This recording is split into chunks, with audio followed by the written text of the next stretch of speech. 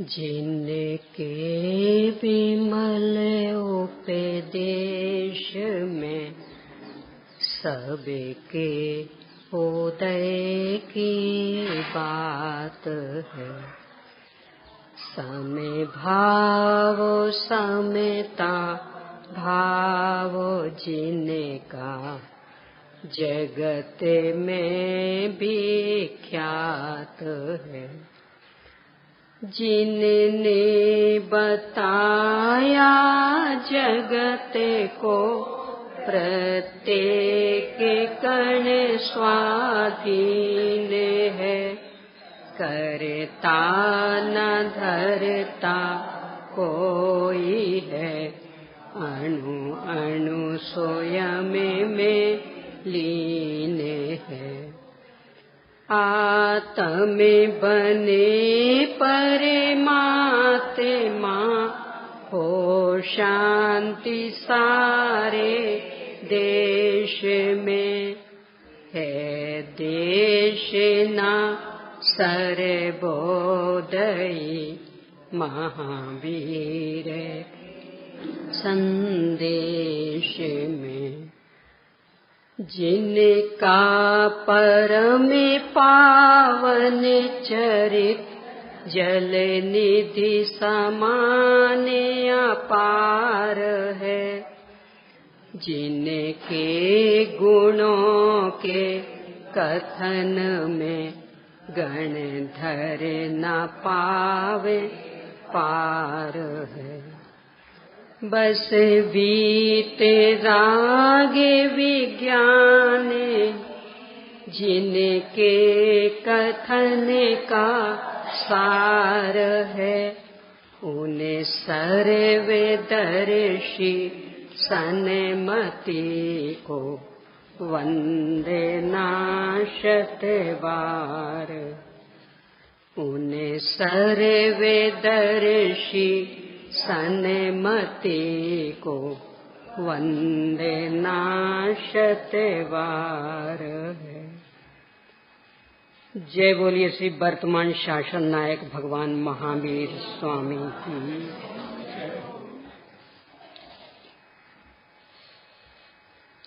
भील से भगवान बनने वाले, पशु से परमात्मा बनने वाले, शेर से सिद्ध बनने वाले, नर से नारायण बनने वाले, इस युग के अंतिम तीर्थ नायक, शासन नायक भगवान महावीर स्वामी की आज 2614वीं जन्म जयंती। लोक में वह व्यक्ति ही महान माना जाता है जो सदा सभी प्रकार की समस्याओं का समाधान युग के अनुरूप कर सके। भगवान महावीर स्वामी का व्यक्तित्व और कर्तृत्व, उनकी जीवन शैली और उनके द्वारा बताई गई विश्व व्यवस्था और वस्तु व्यवस्था ऐसा अद्भुत कार्य है कि जो हमेशा ही प्राणी मात्र के सभी प्रकार की समस्याओं का समाधान करता आ रहा है। इसलिए भगवान महावीर स्वामी युगांतरकारी व्यक्तित्व के धनी। इतना दीर्घ काल बीतने के बाद कौन किसको याद करता है, पर भगवान महावीर स्वामी अकेले राष्ट्रीय ही नहीं अंतर्राष्ट्रीय स्तर पर याद किए जा रहे हैं। इसका कारण बस ये ही कि हर समस्या का समाधान उनके पास विद्यमान है, उनकी वाणी में निहित है। आवश्यकता है उन्हें समझने की और जीवन में उतारने की। उनके जीवन से तो लगभग सभी परिचित ही हैं, इसलिए अधिक विस्तार से चर्चा नहीं करूंगी। बस अत्यंत संक्षेप में इतनी ही चर्चा करते हैं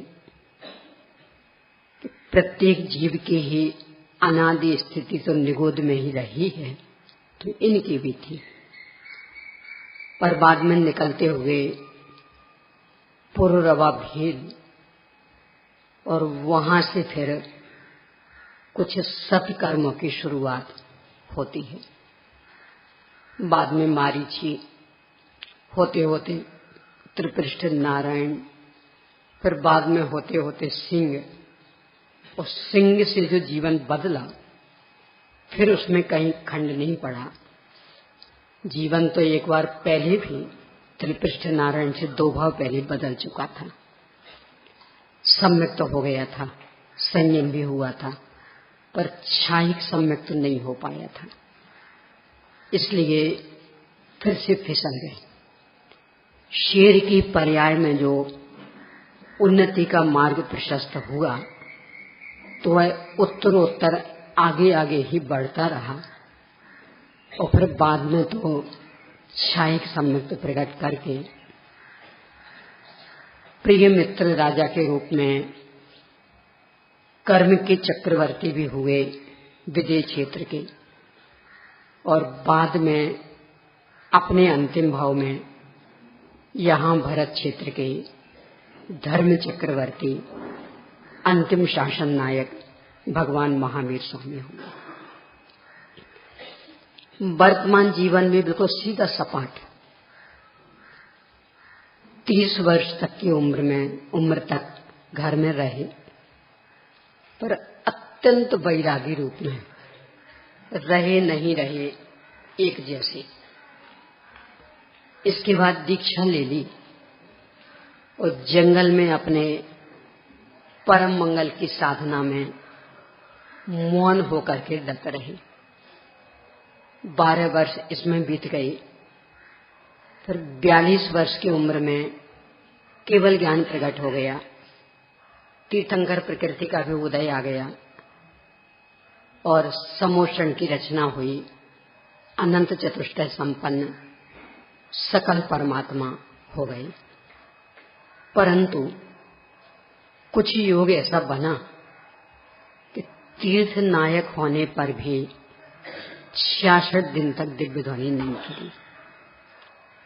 66 दिन के बाद श्रावण कृष्णा एकम को दिव्य ध्वनि प्रारंभ हुई और लगातार कार्तिक कृष्णा त्रयोदशी तक चलती रही, और इसके बाद फिर योग निरोध करके कार्तिक कृष्णा अमावस्या के ब्रह्म मुहूर्त में अपनी परम साध्य दशा,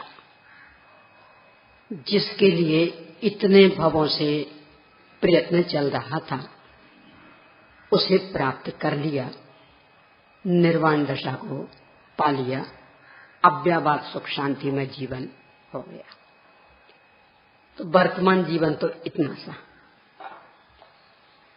अपने को सुखी होने का मार्ग जो भी वे बता रहे हैं वह भी अमाप है, अनंत है, क्योंकि अनंत अनंत वस्तुओं का स्वरूप उन्होंने बताया है।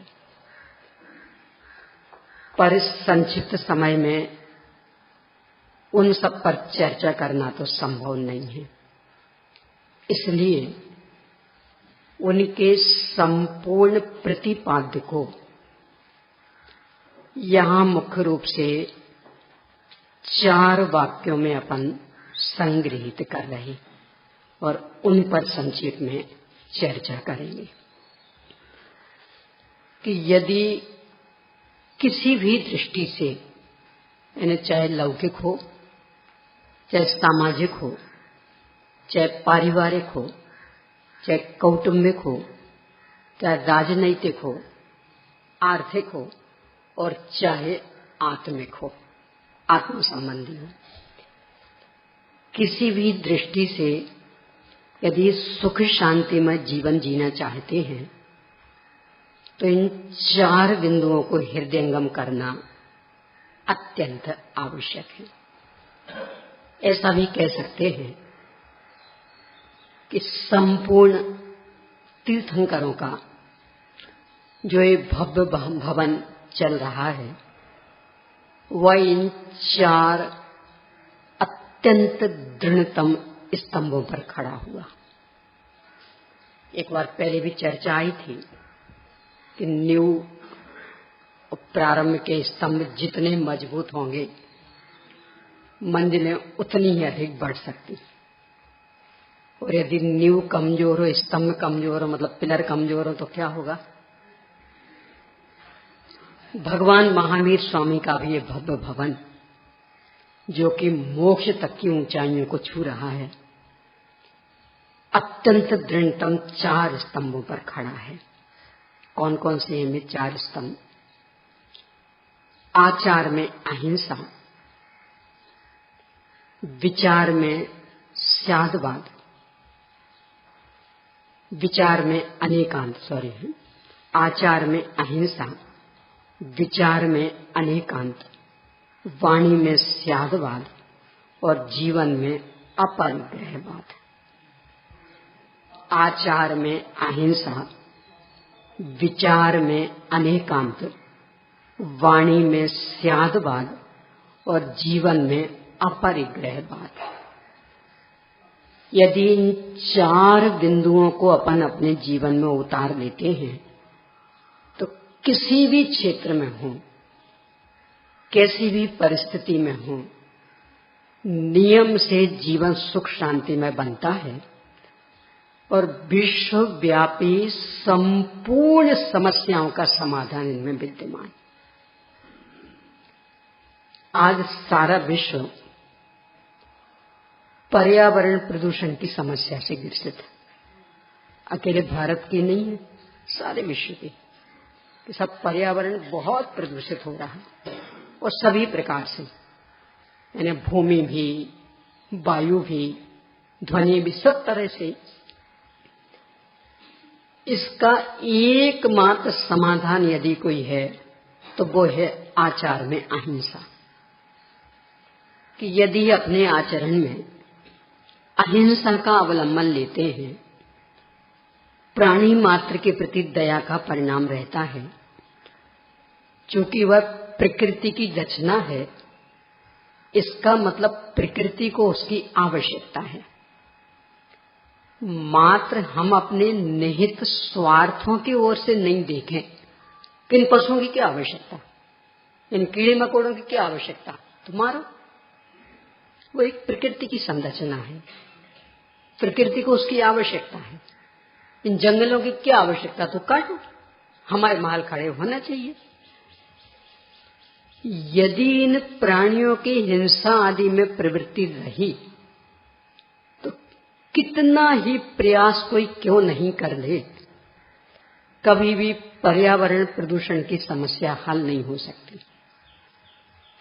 हल करने का एक ही उपाय कि सबकी सत्ता को स्वीकार करते हुए वे भी रहें, हम भी रहें, इस भावना के बल पर यदि जीवन में अहिंसा को अपनाते हैं। अहिंसा भी एक ही प्रकार की नहीं होती। अकेले प्राणियों का घात कर देना यही हिंसा नहीं है। मानसिक हिंसा, मन में व्यर्थ के संकल्प विकल्प करते रहना, उल्टे सीधे विचार करते रहना। वाणी की हिंसा, वाणी में कटु शब्दों का प्रयोग करना, किसी को भी ठेस पहुंचे ऐसे वाक्यों का प्रयोग करना, और कायिक हिंसा तो हिंसा है ही। तो इन सब से बचते हुए यदि अहिंसामय जीवन अपन जीते हैं तो कोई भी कारण शेष नहीं रहता कि जिसमें ये विश्वव्यापी समस्याएं समाप्त ना हो जाएं। चाहे वो आतंकवाद हो, चाहे माओवादी का हो, किसी का भी, सब हिंसा के आश्रय से पनप रहे हैं और उसे सब भयाक्रांत है। और यदि अहिंसामय जीवन बना लिया तो आप भी जियो, हम भी जिएंगे।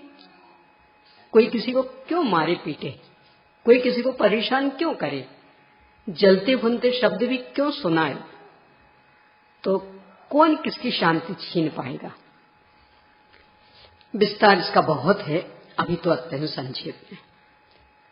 ऐसे ही विचार में अनेकांत।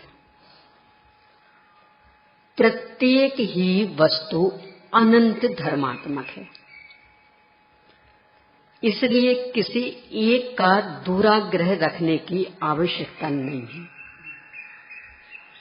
अपने निहित स्वार्थों को लेकर के उसे भला बुरा कहने की आवश्यकता नहीं, भले बुरे रूप में देखने की आवश्यकता नहीं। वस्तु मात्र में एक वस्तुत्व नामक गुण चल रहा, इसके कारण उसका प्रत्येक परिणमन उसके लिए पूर्णतया सार्थक, पूर्णतया प्रयोजनभूत। हम अपने राग द्वेष से प्रेरित होकर के कदाचित कह सकते हैं कि क्या इसकी आवश्यकता, बिल्कुल बेकार, हटाओ उसे। पर उसकी ओर से देखें, देखो एक छोटा सा उदाहरण लें अपन। इस महाराष्ट्र की ज्यादा ही उपज नारियल, उत्तर भारत में तो पैदा भी नहीं होता, कदाचित करने का प्रयास भी करे तो भी इतना बढ़िया तो होता ही नहीं। कितना ऊंचाई पर फलता है, और पेड़ का तना भी इतना सकरा और इतना नाजुक, चढ़ना भी संभव नहीं। वो इतनी ऊंचाई पर 40 फुट 50 फुट ऊंचा पेड़, वो कवर भी कितना मोटा, आम जैसा छिलका होता, फटाफट छीला खाया छुट्टी। और उसमें तो कितनी ताकत लगानी पड़े। यानी यदि वो छिलका छीलने की मशीन नहीं हो और हाथ से छीलना पड़े तो खाने का तो मजा आ पाएगा कि नहीं आ पाएगा, पर पसीना पसीना बस हो जाएंगे। कितना कठिन, क्यों ऐसी संरचना होगी। अरे बढ़िया आम जैसा बन जाता, मजा आ जाता। कि इतना बढ़िया फल यदि आम जैसा बन जाता ना, तो अपने को कभी खाने मिलता ही नहीं। वो चिड़िया कबूतर कौआ आदि कभी के खा गए होते।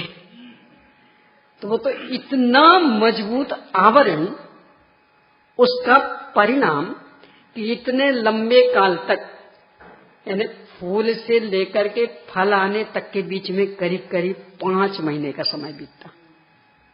तो इतने लंबे काल तक पेड़ पर लगा रहता और पूरा सुरक्षित। किसका कमाल। तो उसका उतना मोटा आवरण ये व्यर्थ है कि सार्थक। और इतना ऊंचा होना भी, ये आम आदि के पेड़ नीचे होते ना, तो बस इतनी सी कैरी लगी, यानी समझ रहे कि उसके खाने में कोई मजा नहीं आएगा, बल्कि ओंठ और खराब हो सकते। उसका जो रस रहता ना, तो ओंठ को खराब कर देता, यहाँ गाल को खराब कर देता।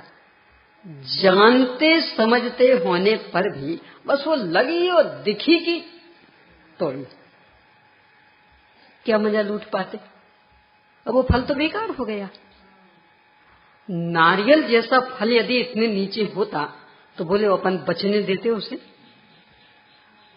क्योंकि उसका तो और स्वाद बढ़िया, उसका पानी भी बढ़िया, तो बचने देते। इतना सा भी लगता और तोड़ के तो उपयोग तो कुछ होता नहीं और फल तो बर्बाद चला जाता। तो कितनी बढ़िया व्यवस्था कि इतने ऊंचे लगा है कि आपकी पहुंच के बाहर पहुंच ही नहीं सकते आप। तना भी इतना पतला कि चढ़ ही नहीं सकते। तो कहां वो व्यर्थ है बोलो। सर्वांग उसका विचार करो तो उसके अपने लिए और अपने लिए भी, यानी अपने को बढ़िया सुस्वादु खाने मिल जाए, इसके लिए उसकी ये सब संरचना पूर्णतया प्रयोजनभूत है कि नहीं, सार्थक है कि नहीं, कहां व्यर्थ। ऐसा प्रत्येक वस्तु के संदर्भ में देखें कि अपने को जो द्वेष के कारण बुरी लगती है कि नहीं, ऐसा तो नहीं होना चाहिए था। वस्तु अनंत धर्मात्मक है, उसकी ओर से देखेंगे तो उसमें वो एक अच्छाई है। और हर तरह की स्थिति ये उसमें विद्यमान। यदि इस रूप में देखेंगे तो ना तो कहीं दुराग्रह का भाव रहेगा, क्योंकि अनंत योग्यताएं विद्यमान, और ना ही कहीं खींचतानी का भाव रहेगा, क्योंकि ये जो कह रहे वो भी है उसमें और ये जो कह रहे वो भी है उसमें, तो एक और का पक्षपात करने के लिए कहाँ अवसर। ये अपनी विचार शैली होनी चाहिए। और वाणी में स्यादवाद, अपेक्षा लेकर कथन, ऐसा अमोघ मंत्र है, सब विवाद का हल हो सकता स्यादवाद के द्वारा। एक छोटा सा उदाहरण देखें, काल्पनिक उदाहरण ही पर समझने के लिए अच्छा है। भैया भाभी के बीच में झगड़ा हो गया था, मतलब पति पत्नी में झगड़ा हो गया था। भैया समझा रहे थे भाभी को कि भाई क्या फायदा है, मिलकर के रहना तो है ही, पर भाभी तो तुनक गई थी, मैं तो पीहर जाके रहूंगी। बहुत समझा रहा था उसका पति कि देखो, क्या तो तुम्हारी इज्जत रहेगी, क्या हमारी इज्जत रहेगी, और क्या हमारे इन वृद्ध माता पिता की इज्जत रहेगी, और इस छोटे से बच्चे का क्या हाल होगा। इसका तो भविष्य पूरा अंधकार में, पर उनको तो बस एक ही धुन सवार, मैं तो पीहर जाके रहूंगी, मैं यहां एक क्षण भी नहीं रह सकती। भैया विचारशील थे, स्यादवाद शैली को समझते थे। सोचा इस स्यादवाद शैली कब काम आएगी, तो अपनाएं। ठीक है, तुम पीहर जाके रहो और मैं अपने ससुराल जाता हूं, और ये जो छोटा सा बच्चा है ना, इसे इसके नाना मामा के यहां भेज देता हूं, और ये जो हमारे बूढ़े माता पिता है ना, इनको इनको समझाने भेज देता। यहां कोई नहीं रहेगा, जाओ, चलो अपने अपने घर जाओ, जाओ सब। कहां पहुंचेंगे सब? यानी जो तेरा पीहर है वो मेरा ससुराल भी तो है ना, और वो इस बच्चे का, और वो मेरे माता पिता का, तो सब वहां पहुंचेंगे। ये जहां सुना उसने, ये भगवान जिस संकट से बचने के लिए वहां जा रहे, ये पूरी फौज वहां पहुंच जाएगी, इससे अच्छा यही अच्छे, वहां तो और तमाशा होगा। तो जो ये इतनी टूटती हुई गृहस्थी थी, लगता था अब क्या होगा इस घर का, और स्यादवाद शैली का अवलंबन लिया और सब शांति से व्यवस्थित हो गया। इतनी बड़ी समस्या स्यादवाद शैली ने सुलझा दी, तो बाकी अपने परिवार कुटुंब की कहां ज्यादा बड़ी बड़ी समस्याएं हैं। स्यादवाद शैली का अवलंबन लें कि भाई ये जो कह रहे इस अपेक्षा से इनकी बात भी सत्य है, और ये जो कह रहे इस अपेक्षा से इनकी बात भी सत्य है, तो परस्पर टकराने के लिए कहां अवसर रहेगा। परिणाम निकलेगा सर्वांग सुख शांतिमय जीवन। देखो, आज जितना भी टकराहट का वातावरण है, किस कारण? बस मूल में तो यही कि एक दूसरे को समझ नहीं पाते हैं। यानी मान लो पति पत्नी में टकराहट, तो पति ने बुद्धिपूर्वक उस लड़की के साथ शादी की थी, बहुत खुशी खुशी, तो इसके लिए थोड़ी की थी कि हम लड़ेंगे रोज, इसके लिए की थी। क्या सपने संजोए थे, बहुत शांति से जीवन बीतेगा। फिर अब क्यों बात बात में कलह होने लगी कि बस एक दूसरे की भावनाएं समझ नहीं पा रहे। तो लगता है ये मेरा ऐसा करना चाह रही, तो उसको लगता है ये मेरी ऐसा करना चाह रही, इसको लेके। यदि स्यादवाद शैली को अपना लेवे तो सास बहू के बीच के झगड़े, सास ने जिस बहू को चुना था, क्या सपने संजोए थे कि मैं इसको अलग कर दूंगी, कि पूरी एक मेरी गृह लक्ष्मी है, पूरी तिजोरी की चाबी सौंप के, पूरा चौका सौंप के वो आराम से धर्म ध्यान में लगूंगी। क्या भावनाएं सुन रही थी बोलो। और आज ऐसी स्थिति क्यों बन गई कि एक दूसरे की शकल नहीं देखना चाहती, मात्र उनकी भावनाओं को नहीं समझ पाने के कारण। यानी यदि सासू मां टोकती हैं तो बहू का बुरा चाहने की दृष्टि से कि बहू सर्वोत्तम बने, इस भावना से। अब बहू वो भावना नहीं समझ पाती तो उसको लगता बस जब देखो तब टोका टोकी, जब देखो तब टोका टोकी, हमारी स्वतंत्रता को खंडित करती, तो अब तुम अलग होने जाते। ये कोई मार्ग नहीं है। किस किस से अलग होंगे, तो अलग जाके कहां रहेंगे। विश्व में जो रहने का स्थान है वो बहुत छोटा, मात्र लोकाकाश, 343 घनराजु प्रमाण, और इतने से में अनंत अनंत द्रव्यों को रहना है।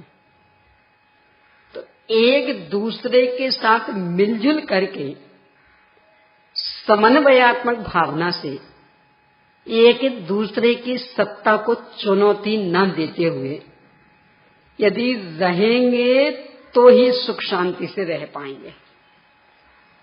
यदि इस भावना से नहीं रहे तो भी रहना तो यही पड़ेगा, क्योंकि न आप अलोकाकाश में जा सकते हो और न उन्हें भेज सकते। तो रहना तो यही पड़ेगा, पर पूरी जिंदगी रोते रोते बीतेगी, आकुलता में बीतेगी, आर्त ध्यान में बीतेगी। क्या पाओगे? तो क्यों ना एक दूसरे की भावनाओं को सम्मान दें, क्यों ना उनकी अपेक्षाओं को समझें। जबरन एक दूसरे को चिढ़ाने का क्यों भाव आता? देखो सारी टकराहट इसके बल पर। पति ने कहा पत्नी से, देखो आप मेरे सामने ऐसे मत बैठा करो, उदाहरण है। पत्नी को बात समझ में नहीं आ गई कि पत्नी को ऐसी आंसू से चिढ़ है, पर अब उसकी तो कुटियो पड़ी है, तो बस वो वैसे ही करती।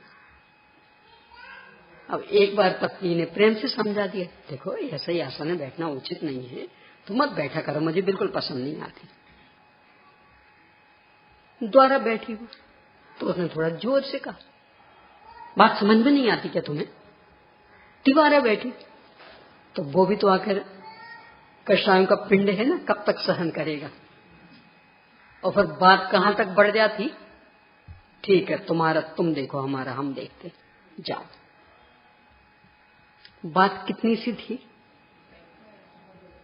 और इतने से के पीछे दोनों का जीवन जीते जी नरक बन गया।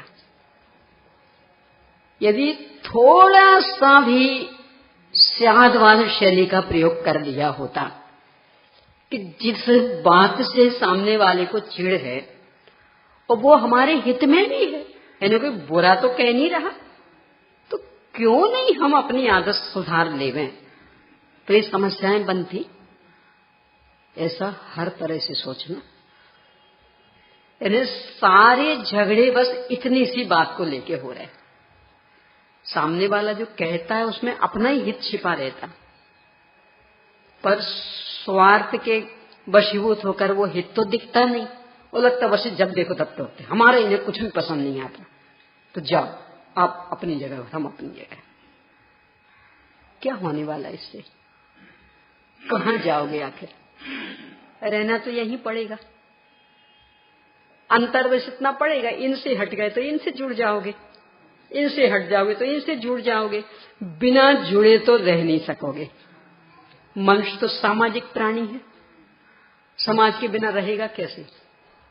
तो बस ये बदला बदली ही हाथ आएगी, बाकी रहना तो पड़ेगा समाज के बीच में। तो जब स्वभाव से ही समाज मिल गया था, एक परिवार मिल गया था, कुटुंब मिल गया था, तो क्यों ना वहां एक दूसरे की भावनाओं को समझते हुए रह लें और स्यादवाद शैली का प्रयोग करते हुए जीवन कितना सुख शांति में बन जाए, और व्यर्थ की जो समस्याएं और समाज भी जिससे परेशान, कोर्ट भी जिससे परेशान, वास्तविक झगड़े सुलझने के लिए कोर्ट में कम आ रहे, और ये जो नकली झगड़े हैं ना, नकली है ना, बस अपेक्षाएं नहीं समझ रहे, तो इसको लेकर के जो झगड़े खड़े हो रहे कोर्ट उससे ही परेशान। वास्तविक झगड़े तो ज्यादा आ ही नहीं रहे हैं, क्योंकि फुर्सत ही नहीं मिलती उन झगड़ों के लिए। तो इन्हीं झगड़ों में पूरी शक्ति खर्च हो जाती, तो वो जो वास्तविक झगड़े से पहले जैसे राम रावण का युद्ध, कौरव पांडवों का युद्ध आज ऐसे होते ना, पर ये नए नए युद्ध हो गए शुरू, बात युद्ध, और इन झगड़ों को निपटाने में कोर्ट की सारी शक्ति लग रही। एक स्यादवाद शैली ऐसी शैली कि क्षण भर में उन झगड़ों को समाप्त कर दे। भगवान महावीर स्वामी ने वो शैली बताई। और चौथा अंतिम अपरिग्रहवाद, जीवन में अपरिग्रह। परिग्रह वही चीज कि जिसको अपन सब ओर से संग्रह करते, इकट्ठा करते। परिग्रह, परि यानी सब ओर से, ग्रह यानी इकट्ठा करना, संग्रह करना। अंतरंग परिग्रह यानी अपने अंदर की भावनाएं, मान्यताएं, ये उसमें मूल है। बाह्य परिग्रह तो मात्र उसके एकदम बाह्य साधन है, तो वो तो क्रिया प्रतिक्रिया है। जब तक इन अंतरंग परिग्रह वृत्तियों के संदर्भ में अपनी विचारधारा नहीं बदलेगी, तब तक जीवन सुख शांति में नहीं बन पाएगा। लोक का भी ये नियम है कि जो चीज अपनी नहीं है, यदि उस पर अनधिकृत चेष्टा करते हैं तो नियम से उसकी सजा भोगनी पड़ती। यहां बैठे हुए कौन नहीं इस बात को समझते कि शरीर अपने को मिला है। पहले तो नहीं था, मां के गर्भ से इसकी शुरुआत हुई है और फिर जन्म हुआ, अभी भी टिका। और किन्हें ये बात स्वीकार नहीं कि नियम से एक ना एक दिन छूटेगा, आज नहीं तो कल, कल नहीं तो परसों, पर कोई भी शरीर में अनंत काल तक तो रह नहीं सकता। किसको पता नहीं? सबको पता। यानी ये बीच में मिली हुई चीज है और नियम से बीच में ही छिन जाने वाली।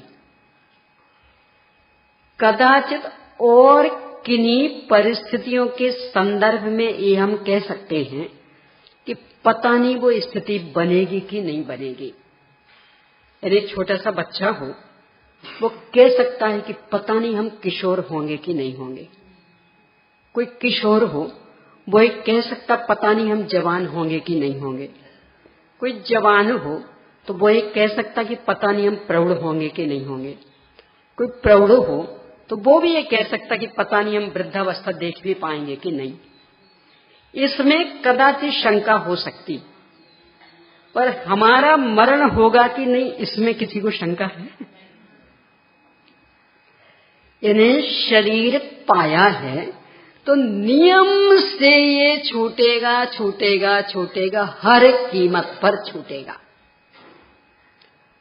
और विडंबना इससे भी आगे थी कि इस शरीर की सुविधाओं के लिए जितना जो भी हम इकट्ठा कर रहे,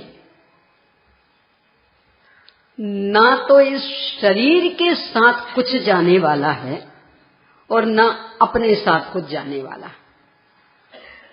शरीर का अंतिम स्थान श्मशान घाट हो जाता और अपना अपने परिणामों के हिसाब से जिस गति में भी जाएंगे। ये जो साधन सामग्री जोड़ी, ना तो वो श्मशान घाट जाती है और ना अपने साथ जाती। खूब बढ़िया मकान बनाया, श्मशान घाट जाएगा। खूब बढ़िया फैक्ट्री, अरबों कमाने वाली, अपने यहां तो 12 भावनाओं में इनकी चर्चा। कमला चलत न पेड़ जाए, मरे घट तक परिवारा, अपने अपने सुख को रोवे, पिता पुत्र दारा। कि लक्ष्मी कहाँ तक? बस घर तक। वो एक सीढ़ी भी लांघने वाली नहीं है कि भाई नई जोड़ी थी अब ये चले। तो चूंकि नई जोड़ी थी 24 घंटे लगा के, तो कुछ दूर तो हम जाएं इनके साथ। एक सीढ़ी भी लांघने वाली नहीं है। वो तिजोरी में है तो तिजोरी में ही रहेगी। कितनी आपने श्रम किया हो उसे इकट्ठा करने में, पर जब आप जाओगे तब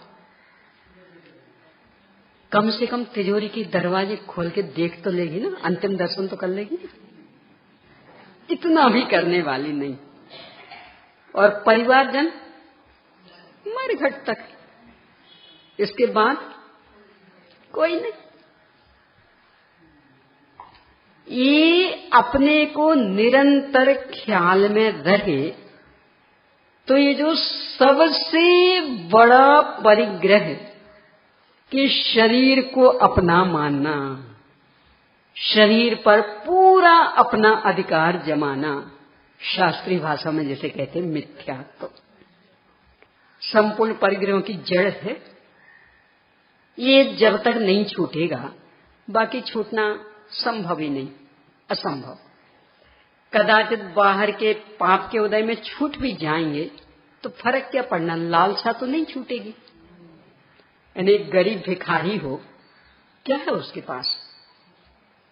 सिर छिपाने को एक साधारण सी झोपड़ी भी तो नहीं है, एक दिन के भोजन की भी व्यवस्था नहीं है, कोई परिवार जन नहीं, कुटुंबी जन नहीं, तो वो तो बिल्कुल अपरिग्रही हो गया ना। कि लालसा तो कितनी कि राजा महाराजा भी बन जाए तो भी कम पड़े, यानी पूरा विश्व हमारे अधिकार में होना चाहिए। नहीं मिल रहा पाप के उदय से, वो एक अलग बात।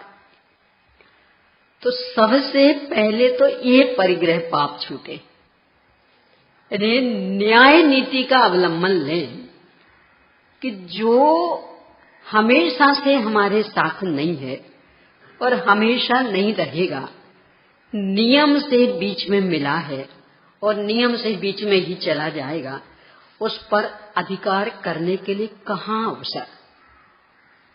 तो ये शरीर तो ऐसा ही है। देखो, लोक का भी नियम है, जो जिसके माध्यम से मिलता है उसे उसी पर समर्पित करना, ये नीति मानी जाती, न्याय माना जाता। और उसको अन्य काम में लेना, ये उसका दुरुपयोग माना जाता। आजकल तो थोड़ी अपनी संस्कृति बदल गई। पहले तो घरों में ही संस्कृति थी, यानी आपकी बेटी की शादी हो तो नाते रिश्तेदार गिफ्ट आदि लेके आएंगे, मित्र मंडली भी। तो पहले ये संस्कृति थी कि उस बेटी के नाम से जो भी आया वो बेटी के साथ ही जाएगा। आपने पहले से कितनी व्यवस्था कर रखी हो, सब कुछ दे दिया हो, पर अभी भी जो गिफ्टें बेटी के नाम से आई तो वो उसके साथ ही जाएंगे। आजकल तो रख लेते हैं और ये तर्क देके कि बेटी तो चली जाएगी, हमें तो व्यवहार निभाना पड़ेगा कि नहीं, तो कहां से लाएंगे, तो रख लेते। पर मूल संस्कृति में नहीं था ये। यानी जिसके नाम से जो भी आया वो उसका, तो बेटी के नाम से जो भी आया वो बेटी के साथ जाएगा, वो माता पिता घर में नहीं रखते। ये पूरे भारत की संस्कृति रही। इस संस्कृति को अपना, शरीर कहां से आया, कैसे मिला, किसकी कृपा का फल। मान लो अभी स्थूल रूप में कि माता पिता का, तो समर्पित किस पर होना।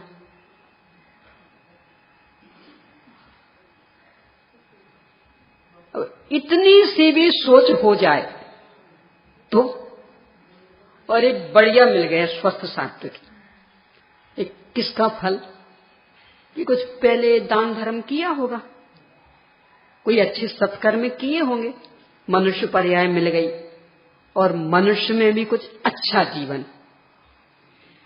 क्योंकि अभी यहीं आप आसपास दृष्टि दौड़ाएंगे अपने जैसे ही उम्र वालों को पहनने के लिए कपड़े नहीं मिल रहे। यहां वहां हाथ फैला फैला के जैसे तैसे पेट भर रहे, सिर छिपाने को छाया नहीं है, और अपन उन सब स्थितियों में नहीं है। कारण क्या? कि कुछ ना कुछ पहले अच्छे काम किए थे, तब तो इतना सब मिल गया है ना। यानी बराबर स्वस्थ शरीर, बराबर सिर छिपाने को मकान है, भोजन आदि की कोई अव्यवस्था नहीं, ये चिंता नहीं करनी पड़ती कि सुबह तो पेट भर गया, शाम का क्या होगा, अब शाम को तो पेट भर गया, कल सुबह का क्या होगा। स्वयं कमाने नहीं जाना पड़ता उन बेचारों की। सुबह हुआ और वो थैला टांगा और वो पन्नी बीनते हुए भी अपने जैसे उम्र वाली भी होते कि नहीं होते उनमें। अपने को ऐसा जीवन क्यों नहीं मिला, उन्हें क्यों मिला? कारण क्या है इसका? कि नियम से अपन ने कुछ अच्छे काम किए थे, इसलिए अपने को ऐसा जीवन मिला, और उनने वो नहीं किए इसलिए वैसा जीवन मिला। तो ये सत्कर्मों का फल है ना। तो अब इसे किस पे समर्पित करना? वही नीति कि बेटी के नाम से आया तो किसके पास जाना चाहिए? बेटी के पास। तो ये किसके नाम पर आया है?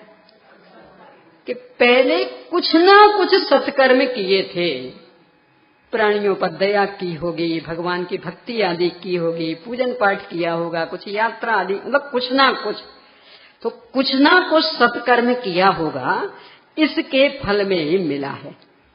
तो अब यदि इसे ऐसे ही भोग विलास में गमाते हैं, मात्र हाय हाय करने में, पैसा इकट्ठा करने में गमाते हैं, तो ये सदुपयोग हुआ कि दुरुपयोग हुआ? भारतीय संस्कृति का पालन किया कि उल्लंघन किया? फिर मिलेगा ही। ये है महापरिग्रह पाप। कभी इससे बच सकते कि बस इतनी सी विचारधारा अपनी हो जाए कि जो कि ये नया मिला है, इसका मतलब किसी न किसी हमारी सत करने का फल है, और नियम से छूटेगा, और छूटने के बाद इसके साथ कुछ जाने वाला नहीं, और मेरे साथ भी कुछ जाने वाला नहीं। तो थोड़े से इस जीवन के लिए कितना इकट्ठा करने का भाव रखना। कितना सा जीवन है? 70, 80, 90, 100, 110, 120। अपना आगम तो 120 बता रहा उत्कृष्ट आयु, पर मिलती कितनों को है? 120 मिल रही, 70, 80, 90 में ही जा रहे। तो इतना सा जीवन कितना संग्रह करना, अपने घर में कितना ढेर लगाना। पर बात तो थोड़ी इससे भी भयंकर है। सामग्री सीमित है, उपभोक्ता ज्यादा है। सामग्री बढ़ जाती तब तो कोई समस्या नहीं थी, आप भी ले जाओ, आप भी ले जाओ, आप भी ले जाओ। पर सामग्री कम है और भोगने वाले अधिक हैं, तो यदि एक जगह ढेर हो गया तो दूसरी जगह उनको नियम से उसके बिना रहना पड़ेगा। यानी यहां अनावश्यक पड़ा है, और दूसरे को अपनी सामान्य सी आवश्यकताएं पूरी करने के लिए भी सामग्री नहीं मिल रही। तो इस शरीर के खातिर कितना बड़ा पाप कर लिया। यानी न्याय नीति भी भुला दी कि जो जिसकी कृपा का फल वो उस पर समर्पित होना चाहिए। तो ये चूंकि सत्कर्मी का फल है, तो इसके माध्यम से सत्कर्मी होना चाहिए। और दूसरे कि लोक व्यवस्था का भी उल्लंघन किया कि जब सामग्री सीमित है तो किसी एक को ढेर लगाने का अधिकार कहाँ है? सभी को आवश्यक है, तो जितनी आपको आवश्यकता उतनी आप लो, बाकी दूसरों को लेने दो। कि नहीं साहब, हम तो खूब कमा के जानते हैं ना, तो हम तो अपने पास ढेर लगाएंगे अरबों के। तो आपने तो अरबों का ढेर लगा लिया, अब बाकी, और आपका वो अरबों का ढेर आपके काम आएगा? यहां भोग भी पाओगे, बस एक मन का संतोष, मैं अरबपति हूं। देखो विचार करना, यानी जो जीवन में अपरिग्रहवाद, भगवान महावीर स्वामी का संदेश इतना गजब का, शुरू में जैसे चर्चा की थी कि इन 4 बिंदुओं में से कोई सा भी बिंदु अपना ले व्यक्ति, विश्व की सारी समस्याएं समाप्त हो जाएं। तो ये अपरिग्रहवाद भी ऐसा ही। आप अरबपति हो गए, खूब ढेर लग गया हर तरह से, तो अब तो हीरे की रोटियां बना बना के खाएंगे ना, क्यों? हमारे पास कमी क्या है? तो हम 15-20 रुपए किलो का गेहूं की रोटी क्यों खाएं? इनके पास कमी होगी तो ये वो 15-20 रुपए किलो की गेहूं की रोटियां खाएं, हम तो हीरे की रोटियां बना बना के खाएंगे। माणिक की दाल, मोती की सब्जी, क्यों? यानी जो ये खा रहे वही हम खाएं, तो ये लखपति और हम अरबपति, तो अंतर क्या रहा फिर? लखपति भी वही गेहूं खा रहे, वही दाल खा रहे, वही सब्जी खा रहे, और हम अरबपति भी वही गेहूं, वही दाल, वही सब्जी, तो हम में इनमें अंतर क्या रहा? तो वो अरबपति पना किस काम आया? बोल, मात्र के मन का ही सुख तो होके रह गया ना, कि बस मान लिया कि हाँ हमारे पास अरबों का ढेर, और बाकी चलो अच्छा नासिक खाने पीने में, कपड़ों में तो हो ही जाएगा। ये ऐसे कपड़े पहनते, हम तो बढ़िया हीरे की साड़ी, पूरे हीरे की बनवाई है, कि हमारे पास कमी थोड़ी है, अरबपति है। बोलो क्या पहनना पड़ेगा, किस पे सोना पड़ेगा? वो पूरा हीरो हीरो हीरो का, यानी लकड़ी जिसमें बिल्कुल ना हो, ऐसा पलंग बनवाना, पूरा प्योर हीरो का। क्यों? हम कमजोर थोड़ी है, अरबपति है। बोलो, यानी 24 घंटे की दिनचर्या में से किसी पर भी विचार कर लेना, तो वो अरब रुपए किस काम आने वाले? बस एक मानसिक विचार कि हाँ मैं अरबपति हूं, इतने से के अलावा और किस काम आने वाले? और ढेर तो लग गया, दूसरों के पास कमी हो गई, अपन भोग नहीं पा रहे, शरीर के साथ भी जाने वाला नहीं है, अपने साथ भी जाने वाला नहीं है, किस काम आया? कितना बड़ा अन्याय कर लिया, कितनी बड़ी अनीति। अब भगवान महावीर स्वामी को स्वीकार कर लें तो वे कहते जीवन में अपरिग्रहवाद, कि मूल में शरीर ही चूंकि मिला है, तो जिसे करने के फल में मिला है उसे उस पर समर्पित करो। तो ये सत करने के फल में मिला है तो सत्कर्म में इसको लगाओ। अब जो सत्कर्म में लगाएगा वो अनाप शनाप इतना इकट्ठा करने का सोचेगा, वो अपनी कोठियां भरने का सोचेगा, कि उसकी तो सोच उल्टी हो जाएगी। पता क्या उल्टी हो जाएगी?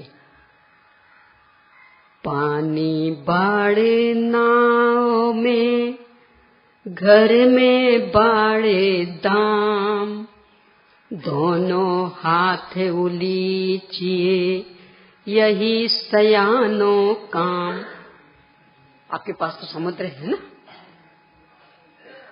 जल जहाज से जा रहे थे, अचानक उसमें छेद हो गया, तो नीचे से पानी आने लगा। तो सोच, चलो बढ़िया इसमें नहा लेंगे बैठ के। क्या होगा? नहा पाएंगे? तो यदि कदाचित छेद हो गया तो उपाय क्या? जल्दी जल्दी निकालो पानी। वो छेद तो बंद करने की अभी हिम्मत नहीं है, क्योंकि जहाज पानी में ही पड़ा, पर कम से कम भर ना पाए तो निकालते जाओ, तो जैसे तैसे किनारे पर पहुंच जाएंगे और फिर वहां पे सुधरवा लेंगे, छेद भी बंद कर देंगे। कि ये सोचेंगे नहीं बढ़िया है, भर रहा, आराम से नहाए, खूब डुबकी ले ले करके। बोलो, ऐसे ही घर में यदि धन बढ़ता है तो बुद्धिमानी है कि दोनों हाथों से निकालो जल्दी जल्दी दान धर्म में, जिनको आवश्यकता है उनकी आवश्यकताओं की पूर्ति में। और यदि नहीं निकाला तो कि जैसे वो पानी नहीं निकाला तो डूबेंगे, ऐसे यदि धन नहीं निकाला तो विषय भोगों में ऐसे डूबेंगे कि वर्तमान जीवन भी महा कष्टमय, शरीर भी अनेक अनेक बीमारियों का घर बन जाएगा और परभव भी महा कष्टमय। क्योंकि ऐसों की गति क्या होगी, फिर मनुष्य मिलेगा। देखो जितनी भी बीमारियां घिर रही हैं, किसी भी डॉक्टर से पूछना कारण क्या बताता है वो, ये ऐशो आराम की जिंदगी, खूब मस्ती करना, खूब उल्टा सीधा खाना पीना, श्रम नहीं करना, ये है सारी बीमारियों का घर। बोलो और क्या बता दो, किसी भी बीमारी को पूछना कि सब हार्ट अटैक क्यों, ये ब्लड प्रेशर हाई क्यों रहता, कोलेस्ट्रॉल क्यों बढ़ गया, क्या कारण बताएगा? आपकी जो ऐशो आराम की जिंदगी, खूब मस्ती से उल्टा सीधा खाते पीते हो, श्रम बिल्कुल करते नहीं हो, बस प्रमाद में पड़े रहते हो और खाने पीने में भी कुछ कसर नहीं, यानी क्या खाना क्या नहीं पीना कुछ विवेक नहीं, उसका परिणाम। अब जो इसे सत्कर्म में लगाएगा वो ऐसा कर पाएगा। तो शारीरिक स्वास्थ्य भी बढ़ गया और मानसिक स्वास्थ्य भी बढ़ गया। देखो दूसरों को सता करके हम इकट्ठा कितना ही कर लें, पर मन आकुलित रहता, और दूसरे की थोड़ी सी भी आवश्यकता की पूर्ति यदि अपने माध्यम से हो जाती तो मन काफी संतुष्ट होता, लगता आज हमने कुछ अच्छा काम किया। तो निराकुलता कब मिलती? दूसरों का शोषण करने में है कि उसकी आवश्यकता की पूर्ति करने में। तो जो सत्कर्म करने में शरीर को लगाएगा उसका कैसा जीवन होगा? तो वो शराब पी करके सोएगा। तो बीमारियों से अपने आप बचना है। सत्कर्म किए तो मानसिक संतुष्टि भी, और जब सत्कर्म किए तो मर करके खोटी गति में क्यों जाएगा, अच्छी गति पाएगा। तो बस इतनी सी सोच यदि अपनी हो जाए कि चूंकि ये शरीर नया मिला है, नियम से छूटेगा, इसलिए मेरा इस पर कोई अधिकार नहीं है, ये जिस कारण मिला है उस पर इसे समर्पित करेंगे। इतनी सी सोच अपने जीवन को अपरिग्रही बना देगी। सबसे बड़ा परिग्रह मिथ्या तो छूट जाएगा। शरीर को अपना मानना है सबसे बड़ा परिग्रह मिथ्या। शरीर को अपना नहीं माना, हम जो इसके पहले भी थे, अभी भी हैं, आगे भी रहेंगे, वो हम हैं, इसे अपना माना, इसका नाम है सम्मति। और जब शरीर को अपना नहीं माना तो क्रोध आदि भी कितने व्यक्त होंगे। अभी गुस्सा क्यों आता? सब इनने हमसे ऐसा कह दिया। किससे किससे कह दिया? आपको तो वो देख ही नहीं पा रहे, कौन दिख रहा? और शरीर तो आपका है नहीं, ये तो आपको मिला है, तो कितना क्रोध आएगा, अकड़ भी कितनी करेंगे। देखो हमारा सौंदर्य कितना गजब का, विश्व सुंदरी। किसका? वो शरीर कौन है? स्थायी रहेगा? तो अब घमंड किस पर करेंगे? और जब शरीर के सौंदर्य की घमंड नहीं रहा तो बाकी का फिर हमारा मकान कितना बड़ा और हमारी फैक्ट्री कितनी अच्छी, कि जब यही नहीं टिकने वाला तो उनकी क्या बात करें। तो अब कषाएं भड़केंगी, हाय हाय होगी, और जोड़ लें और जोड़ लें और जोड़ लें। उस सिकंदर का याद रख लेना, उसे अंतिम क्षण में ही बुद्धि आ पाई, पर तब तक बाजी तो हार चुका था, पर बुद्धिमान था, तो सोचा कोई बात नहीं, मेरा जीवन बेकार गया सो गया, पर कम से कम मुझे देखकर यही सबक सीख लें। तो बुलाया लोगों को और सलाह दी, देखो मैं तो जा रहा हूं, कोई उपाय नहीं रहा बचने का, पर कम से कम मेरा जनाजा देख करके ये लोग सबक सीख लें, इसलिए ये सावधानी रखना। बोलिए साहब, मेरी अटूट संपत्ति, सारी संपत्ति जनाजे के आगे निकालना, और मेरा पूरा परिवार, ये पूरी रानियां, ये बच्चे सब आगे रहें। लोगों को पता तो लगे कि इतना बड़ा परिवार था और फिर भी कोई बचा नहीं पाया। और मेरे हाथ दोनों बाहर, ढकना नहीं, खुले रखना। क्यों? कि लोग देखें कि इतनी संपत्ति थी फिर भी खाली हाथ जा रहा, और मेरे जनाजे को कंधा ये लुकमान वैद्य दे, बेटी नहीं। क्यों? कि इस धोखे में ये जो प्राणी जी रहा है ना, कि सब टाइम पर मेडिकल हेल्प नहीं मिल पाई, यदि मिल जाती तब तो वो तो मिल नहीं पाई, क्या करें। इसलिए तो ये ख्याल में आ जाए कि ऐसे ऐसे वैद्य 24 घंटे थे, लुकमान वैद्य, और फिर भी नहीं बचा पाए। तो ये व्यर्थ का जो संघर्ष, इससे जीव बचेगा। अपने लिए भी उसकी प्रेरणा है कि इतनी अटूट संपत्ति जोड़ने के बाद भी खाली हाथ जा रहा, तो किसे लेकर हाय हाय करें, ये और जुड़ जाए, ये और जुड़ जाए, काम क्या आएगी। मात्र बस एक सोच का सुख, ज्यादा होगा तो अपने को पहरेदारी मिल जाएगी, वॉचमैन बन जाएंगे, सुरक्षा करते रहना तिजोरी की, और क्या मिलने वाला। भोग तो पाओगे नहीं। वो आज का जमाना तो और ही गया भीतर। पहले कम से कम आभूषण आदि अच्छे पहन लेते थे तो उतनी तृप्ति मिल जाती, अब तो वो भी नहीं पहन पाते, तो किसकी शोभा बढ़ती। तिजोरी की, अब बैंक के तिजोरी में भी कहाँ रख पाता, अब तो बैंक के लॉकर की। कम से कम घर की तिजोरी में रहते तो कभी भी खोल के देख तो सकते थे, तो उतने ही संतोष कर लेते, हाँ हमारे पास है। अब वो भी देखने का नसीब नहीं रहा, अब तो बैंक के लॉकर में, तो रोज तो जा नहीं सकते, आगे ही नहीं मिलेगी, तो वो देखना भी नसीब में नहीं, तो काय का सुख रहा। बस इतना सा, हाँ हमारे पास है।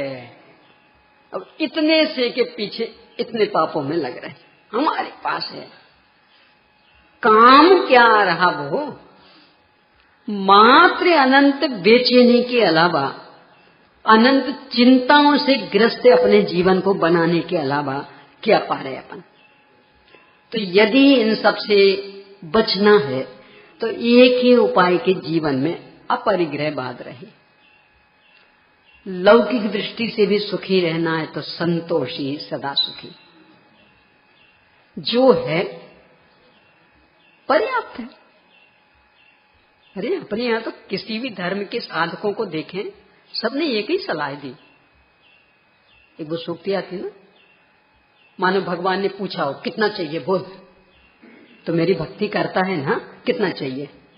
क्या निवेदन किया, साईं इतना दीजिए तामे कुटुंब समाए, मैं भी भूखा ना रहूं साधु भी भूखा न जाए। बस इतना सा चाहिए, पेट ही नहीं भरना हमें।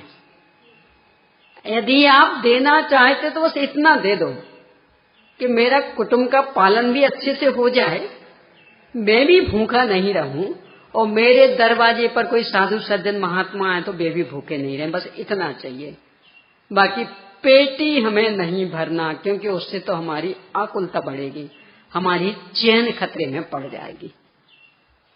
तो इस तरह का जीवन जीने की यदि भावना रहेगी तो नियम से हर दृष्टि से अपना जीवन सुख शांतिमय और ये जो विश्वव्यापी समस्याएं कि दिन पर दिन खाई और गहरी होती जा रही, यानी एक और बढ़ रहा है और एक और घट रहा, और वो खाइयां बढ़ती जा रही।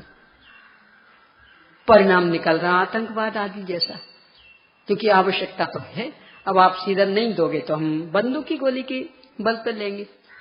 चाहिए तो है तो खुशी खुशी दे दो ना, सत्कर्म में लगा दो ना, तो व्यर्थ में मौत के घाट नहीं उतरना पड़ेगा और सब आराम से सुख शांति से रहेंगे, सब एक दूसरे के काम आएंगे, वसुधैव कुटुंबकम जैसा वातावरण बन जाएगा। तो कौन किसके साथ छीना झपटी करेगा, कौन किसको मारने की कोशिश करेगा? बल्कि ये भाव बन जाएगा कि जैसा व्यवहार हमारे साथ कोई करे और हमें स्वीकार नहीं होता, लगता कि इसने गलत व्यवहार किया, तो हमारा भी कर्तव्य है कि फिर वैसा व्यवहार हम इनके साथ नहीं करें, क्योंकि इन्हें भी तो बुरा लगेगा ना, इनके भी तो मन है ना। तो फिर कौन किसके साथ दुर्व्यवहार करेगा, कौन किसके ऊपर नियत बिगाड़ेगा, कौन किसको परेशानी में डालेगा, कैसा जीवन बन जाएगा? इस तरह से भगवान महावीर स्वामी के सिद्धांत वर्तमान और अकेले वर्तमान नहीं, त्रिकालवर्ती सारी समस्याओं का समाधान करने वाले सिद्धांत हैं। आवश्यकता है उनको समझने की। यदि हम उनको समझने के लिए अपना थोड़ा सा भी समय देते हैं तो नियम से समझ करके जीवन में अपना करके अपने जीवन को सुख शांति में बनाएंगे। ऐसा सुख शांति में जीवन अपन सभी का बने, इस मंगलमय भावना से इस युग के अंतिम शासन नायक भगवान महावीर स्वामी को शत शत नमन, शत शत नमन। बोले भगवान महावीर स्वामी की जय। कृष्ण क्या लिख लीजिए। भगवान महावीर स्वामी की वाणी को किन 4 बिंदुओं में गर्भित किया है,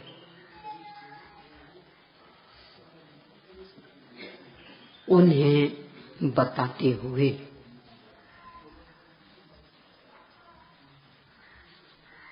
आचार में अहिंसा के फल, आचार में अहिंसा के फल बताइए। अगला, विचार में अनेकांत और वाणी में स्यादवाद का परिणाम अपने जीवन पर क्या होता है।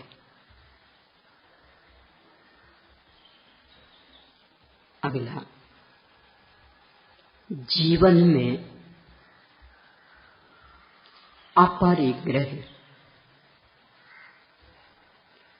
के भाव को स्पष्ट करते हुए इसकी जीवन में अपनाने की विधि बताइए। बस इसके जीवन में अपनाने की विधि बताइए।